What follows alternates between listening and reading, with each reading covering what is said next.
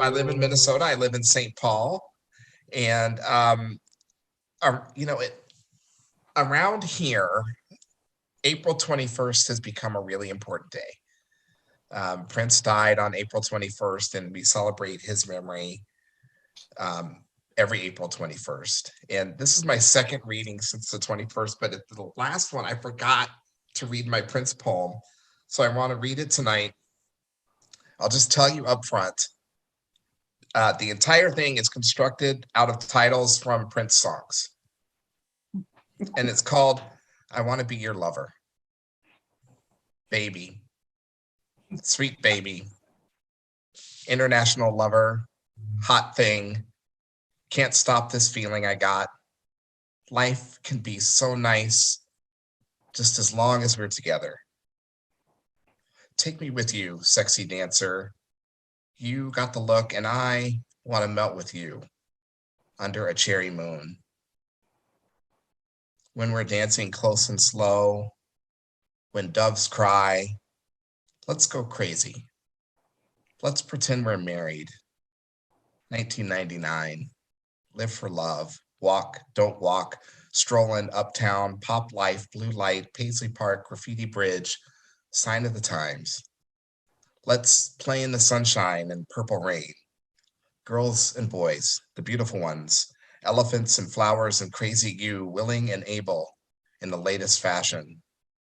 Raspberry beret, diamonds and pearls.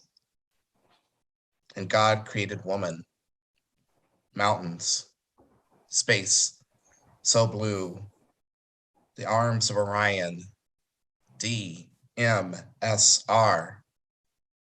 The question of you, the future when two are in love, the flow, let's work, party up, release it, dance on, new power generation, tick, tick, bang.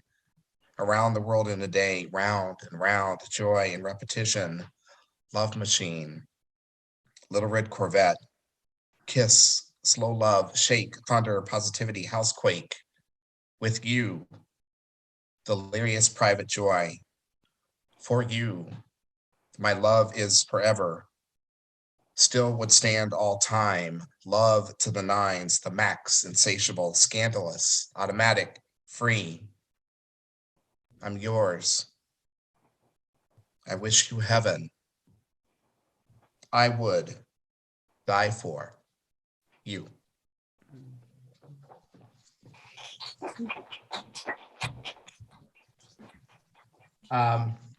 So my friend Juliana is on the Zoom. Hi.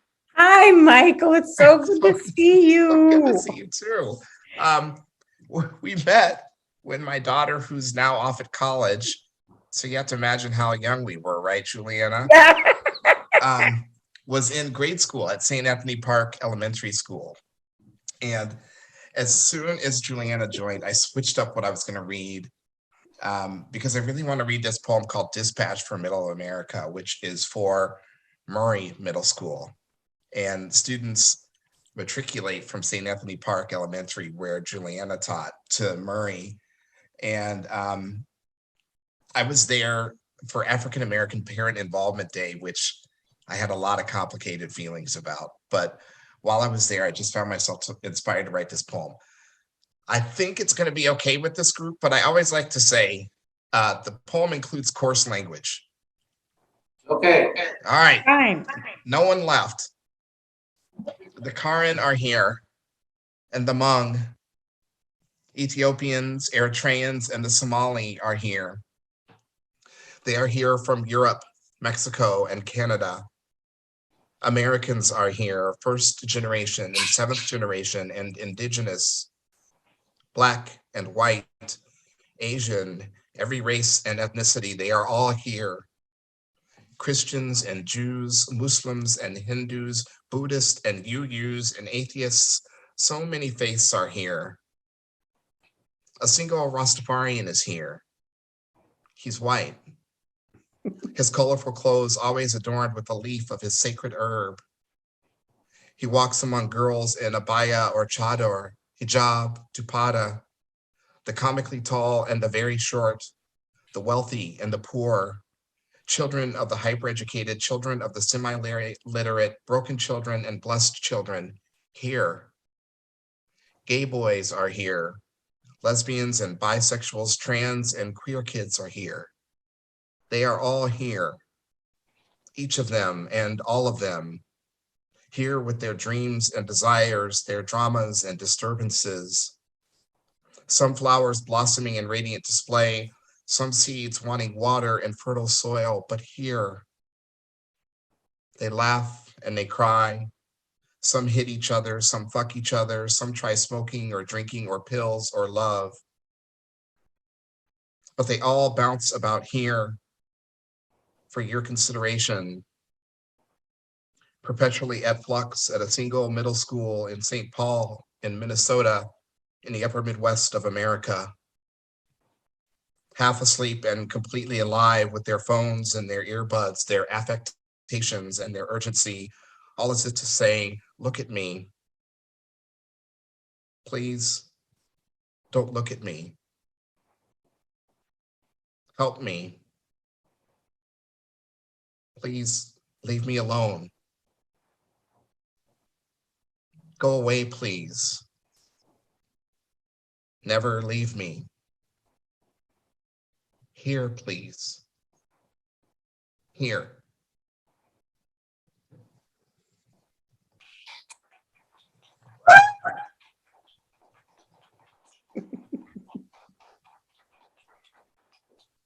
Okay, I've just been writing about men and masculinity a lot lately, thinking about new models for men in the world and finding myself once again at odds with thinkers like Josh Hawley, Senator Josh Hawley of Missouri, and Tucker Carlson with his movies now about men and testosterone and masculinity. And I have so much desire for new models for how men can be in the world, new models for fatherhood. And I write about those things quite a bit. So when I was thinking about what I wanted to share tonight, I just felt particularly called to those poems. This one is called Ars Poetica. Ars Poetica. In a recent dream, I wanted something ordinary, eggs or a hammer, a thing like that. So I sought out a neighbor, but not a real neighbor. I rang an unfamiliar bell. Behind a hollow door, a man yelled, I called the police. Okay, I said. Do you mind if I wait for them here? He must have said no, because I waited on his front steps. Soon, he sat next to me. We talked, but I don't know what we talked about. We were calm. I know we were calm. Neighbors chatting while sirens gathered in volume, urgency. I never got the ordinary thing. Worse, I woke myself up seconds before the police arrived to arrest me. The squad car and its lights disappeared. I usually return to darkness. My dreams gone, lost beyond my reach, into my cortex, into ether. Or maybe that's what I tell myself. It's possible I don't want to know what my mind makes when I sleep. I may rely on forgetting. I'm writing this on my phone while I teach my daughter to drive. I should pay attention more than I do, but she is managing well, and I don't want to lose this idea. I'm writing a poem, I tell her. She asks, what about? I answer, cool, she says. I say, I almost always forget my dreams. I don't know why. Maybe I want more from them, like magic, something fantastic. Maybe I could breathe underwater, or be minuscule, or grow an epic beard, or maybe all three at the same time. Sadly, my vision is common. I dream about ordinary things, stuff that could actually happen. As I say this, my daughter sits like a dancer, tall and open. Her hands show power and lightness. And then the steering wheel becomes a ballet bar. She's focused, but she is somewhere else too. I always remember my dreams, she says. They're strange. In one, I pooped a yellow snake, then became friends with it. Are you shitting me? I ask. She frowns, shifts gears, rolls her eyes, shakes her head, and she's right. This is a serious conversation. Time is silent. We practice turns left and right. We do road work. I navigate. We avoid busy streets. We'll work our way up to them. I reach a spot where I can stop writing the poem. Quiet becomes a taunt, a gauntlet. Eventually, I say, "You are the kind of artist I want to be." She does not look at me. She keeps her eyes on the road. She makes the window a mirror, meets me there instead.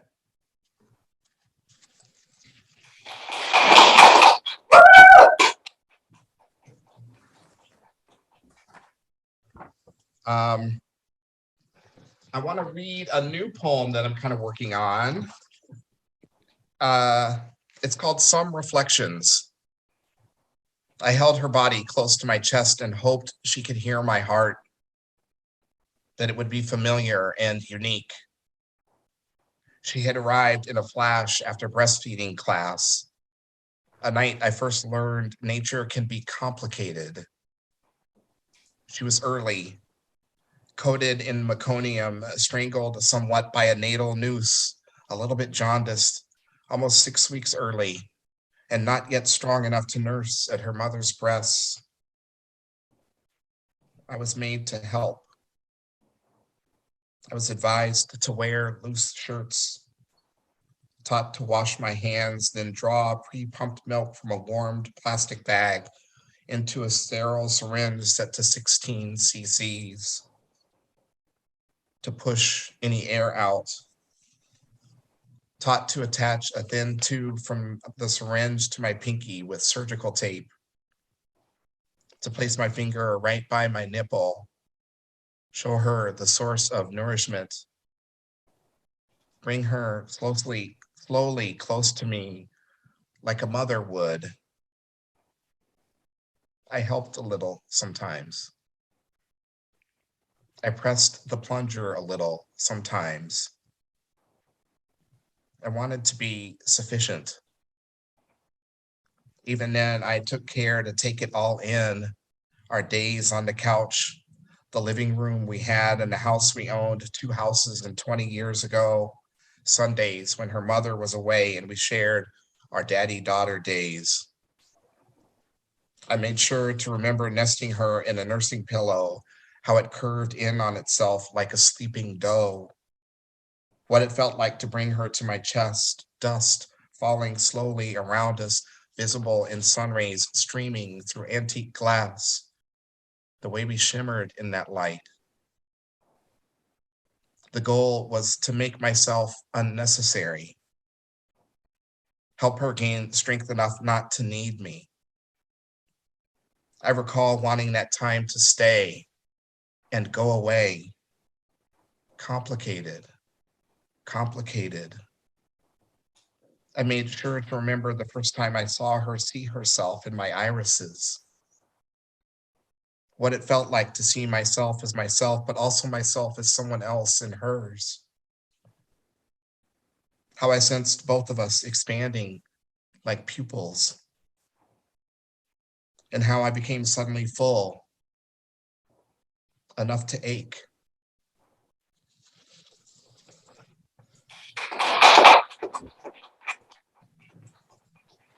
All right.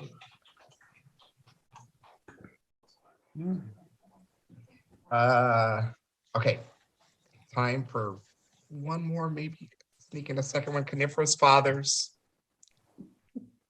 Let's fashion gentle fathers, expressive, holding us how we wanted to be held before we could ask, singing off-key lullabies written for us, songs every evening like possibilities. Fathers who say, this is how you hold a baby, but never mention a football.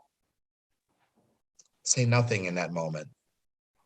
Just bring us to their chests naturally, without shyness. Let's grow fathers from pine, not oak. Coniferous fathers, raising us in their shade. Fathers soft enough to bend. Fathers who love us like their fathers couldn't. Fathers who can talk about menstruation while playing a game of pepper in the front yard. No. Take baseball out. Let's discover a new sort. Fathers as varied and vast as a superior forest. Let's kill off sternness and play down wisdom. Give us fathers of laughter and fathers who cry. Fathers who say, check this out. I'm scared. I'm sorry. Or, I don't know. Give us fathers strong enough to admit they want to be near us. They've always wanted to be near us. Give us fathers desperate for something different, not Johnny Appleseed, not even Atticus Finch. No more Rolling Stones. No more lazy boy dads reading newspapers in some other room. Let's create folklore side by side in a garden, singing psalms about abiding. Just that, abiding. Being steadfast, present, evergreen, and ethereal. Let's make the old needles soft enough for us to rest on, dream on, next to them.